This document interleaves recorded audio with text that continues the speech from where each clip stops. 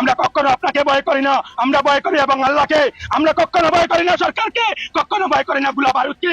আমরা পুলিশে গুলি করতে আমরা বাধ্য আছি। আমরা প্রশাসনকে বলতে চাই, আমরাকে এখন গুলি করা হোক।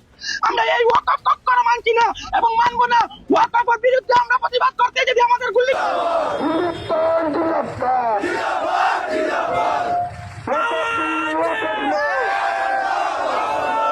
মোদী সরকারের বিরুদ্ধে এবং আমরা ওয়াকফ বিলের বিরুদ্ধে জনহরিতে মেতায় যে প্রটেক্ট করা হয়েছে, সেই প্রটেক্ট থেকে আমি আসাম সরকার এবং কেন্দ্র সরকারকে আমরা একটা সাফ কথা জানিয়ে দেই যে আমরা সবসময় প্রস্তুত আছি। মুসলিম সমাজ আমরা ভয় করি মোহাম্মদ রাসূলুল্লাহকে।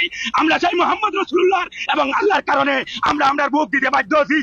আমাদের বউকে বিধবা করতে বাধ্য হয়েছি, আমাদের বাচ্চাকে আমরা এতিম করতে বাধ্য হয়েছি। আমরা মাতৃহারা চাই, আমরা পিতৃহারা হইতে চাই, কিন্তু সেই ওয়াকফ আমরা কখনো মানবো না। আমরা কেন্দ্র সরকারকে চাপ জানিয়ে দেই, আমরা আগামী দিনে সেই আসাম সরকারের বিরুদ্ধে এবং কেন্দ্র সরকারের বিরুদ্ধে এই যে ওয়াকফ বিল করা হয়েছে আমাদের মসজিদের স্বার্থে, আমাদের মাদ্রাসার স্বার্থে, আমাদের ঘনিষ্ঠ কবরস্থানের স্বার্থে, আমাদের ঈদগার স্বার্থে আমরা সুনাই সমাজটি থেকে আমরা একটা প্রতিবাদী আরম্ভ করবো। সেই প্রতিবাদ হবো পাঞ্জাবের মতো।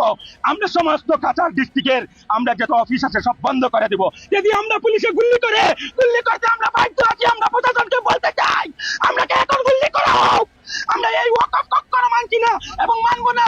ওয়াকফের বিরুদ্ধে আমরা প্রতিবাদ করতে যদি আমাদের গুলি করা হয়, আমাদেরকে রাস্তার মধ্যে গুলি করা হোক। আমরা আসাম সরকার এবং কেন্দ্র সরকারকে দাব জানিয়ে দেই, অতি সত্বর আপনারা সেই ওয়াকফে উঠতে করা হোক। দেখুন, প্রশাসন বাধা দিয়েছে, যার জন্য আমরা মর্মাহত। আমরা খুবই দুঃখিত, যেহেতু আমরা জানি এই বিলের জন্য শুধু মুসলিমরা যে আন্দোলন করছে এমন কথা নয়। আমরা দেখতে পেয়েছি পার্লামেন্টে প্লাস 200+ এমপি অন্যান্য ধর্মাবলম্বীরা ওনারাও এই বিলকে অপোজ করেছেন। আজকে ভারতের জন্য একটি কালো দিন, ইন্ডিয়ান হিস্টোরির জন্য একটু কালো দিন, কারণ মুসলমানদের আল্লাহর নামে উৎসর্গিত যেগুলো সম্পদ, যেগুলো দান, এইগুলাতে সরকার হস্তক্ষেপ করতে চাচ্ছে, যেটা আমরা কোনো অবস্থায় মেনে নিতে পারছি না। আমরা ভারত সরকারকে আমরা দাবি জানাচ্ছি অবিলম্বে এই বিলটি প্রত্যাহার করার জন্য। যেভাবে লোকসভায় রাজ্যসভায় বিলটি পাস হয়েছে কিন্তু স্ট্রংলি তা কন্ডেম করা হয়েছে, কিন্তু সরকার কোনো কথা শুনেনি। আজকে অল ইন্ডিয়া মুসলিম পার্সোনাল ল বোর্ড সর্বভারতীয় স্তরে গণতান্ত্রিক পদ্ধতিতে শান্তিভাবে আন্দোলনের ডাক দিয়েছে, যেটাকে আমরা সমর্থন করি। শুধু মুসলমানরা সমর্থন করছেন বললে ভুল হবে, জাতি ধর্ম বর্ণ নির্বিশেষে সবাই এই বিলের অপোজ করছেন। ইনশাআল্লাহ আমরাও এই বিলের অপোজ করবো। তৎসঙ্গে সরকারের কাছে আমরা রিকোয়েস্ট করবো, সারে জাহাঁ সে আচ্ছা হিন্দুস্তান হামারা, সারে জাহাঁ সে আচ্ছা হিন্দুস্তান হামারা। আল্লামা ইকবাল বলেন সারে জাহাঁ সে আচ্ছা হিন্দুস্তান হামারা। আমরা এই দেশের বাইজ্জত নাগরিক, আমরা এই দেশের বাইজ্জত নাগরিক। আমরা জাতি ধর্ম বর্ণ নির্বিশেষে সবাই শান্তিতে বসবাস করতে চাই। আমরা আন্দোলন করতে চাই না, আমরা বাইজ্জত আমাদের ধর্ম পালন করতে চাই। সরকার যেন আমাদের ধর্মীয় অ্যাক্টিভিটিসে যেন হস্তক্ষেপ না করে, তার জন্য সরকারের প্রতি আমাদের দাবি রইল। যদি বাতিল না হয় আমরা আমৃত্যু ইনশাআল্লাহ আন্দোলন করবো। আমাদের বুজুর্গদের, আমাদের দেশের সুশৃঙ্খল নাগরিক তথা দেশের বুদ্ধিজীবীদের পরামর্শ অনুযায়ী আমরা আমৃত্যু সংগ্রাম করতে আমরা প্রস্তুত আছি না।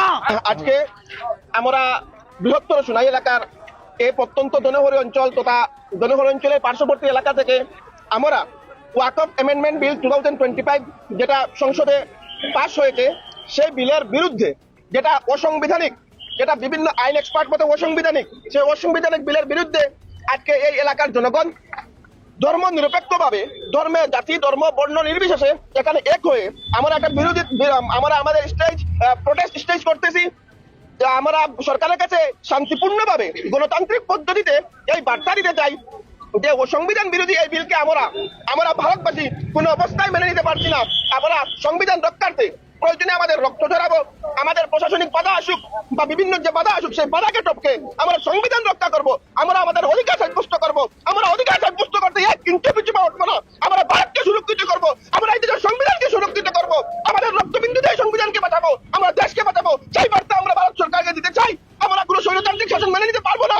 আমরা গণতান্ত্রিক পদ্ধতিতে এই দেশে বাঁচতে চাই, আমাদের অধিকার নিয়ে এই দেশে বাঁচতে চাই। সেই বার্তা দিতে আজকে এই অঞ্চলের যুবক বৃদ্ধ আবাল বনিতা সবাই এক হয়েছেন এই উদ্দেশ্যে, যাতে আমরা এই দেশকে রক্ষা করতে পারি, সংবিধানকে রক্ষা করতে পারি, আমাদের অধিকারকে সাব্যস্ত করতে আমরা বাতিল করা হোক। আর নাইলে আমরা পুরা মুসলিম সমাজ, আমাদের বউ বাচ্চা থেকে শুরু সবাইকে আমরা রাস্তায় নেমে বিস্তর ফেলে এখান থেকে আমরা প্রতিবাদ আরম্ভ। আমরা কখনো এটা মানবো না। এই কথা আমি আজকে ইলেকট্রনিক মিডিয়া, প্রিন্ট মিডিয়া সবের মাধ্যমে আমি কেন্দ্র সরকারকে আমরা এবং রাষ্ট্রপতির উদ্দেশ্যে আমি এই কথা বলছি, আপনি কিন্তু এটা গণতান্ত্রিক দেশের রাষ্ট্রপতি, আপনি একজন গণতান্ত্রিক দেশের প্রধানমন্ত্রী। ডাক্তার বি আম্বেদকর যেভাবে নিরপেক্ষভাবে একটা সংবিধান লিখেছেন, সেই সংবিধানে স্পষ্টভাবে লেখা আছে যে কথাটা কেউ অধিকার খর্ব করা হবে না।